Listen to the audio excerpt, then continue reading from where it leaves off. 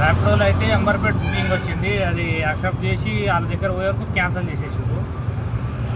అమ్మ ఎందుకు క్యాన్సిల్ చేసేదాన్ని చూస్తున్నావా, ఇక ఆడికి వెళ్ళి క్యాన్సిల్ అయితే అయింది కానీ వెయిట్ చేస్తున్నారు ఆడ. అదే బుకింగ్ మళ్ళీ ఊబర్లో వస్తుంది.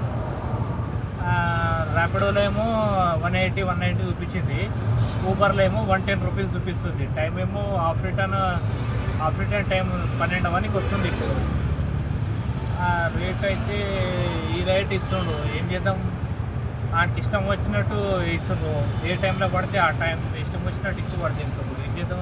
ఇక మనకు ఇది మన గుద్దబల్పు రోడ్డు మీద చూస్తే బండ్లు లేవు, ఏం లేవు. నైట్ ఏమో 12 అవుతుంది. ఇక క్యాబ్స్ వాళ్ళు గిఫ్ట్స్ వాళ్ళు అందరు కూర్చుంటు. నేను సికింద్రాబాద్ నుంచి కొత్తపేట డ్రాప్ అయితే తీసుకొచ్చి వదిలేయంగానే ఆ బుకింగ్ వచ్చింది.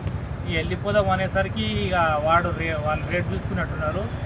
ఊబర్లో తక్కువ రేటు పడుతుందని ఊబర్లో బుక్ చేసుకున్నాను. ఇక నేనైతే క్యాన్సిల్ చేసేసిన. ఇక అంబర్పేట అది మొత్తం చుట్టూ తిరిగి పోవాలి, 110 రూపాయలు 7 కిలోమీటర్లకి. ఈ టైంలో కూడా ఈ రేట్ ఇస్తుండు ఈ యాప్లో ఊబరోడు. ఇక వాడు మెసేజ్ ఎట్లా పెడుతున్నాడంటే కిలోమీటర్కి 15 రూపాయలు ఇస్తున్నా అని మెసేజ్ పెడుతుండు వాట్సాప్లో. ఇక ఊబర్ యాప్లో 15 రూపాయలు ఏడిస్తుండు, వాడికి అర్థమవుతుందో ఏందో అది వాడికి తెలుసు. మనకైతే మన బుద్ధ దింగనికనే వాడున్నాడు.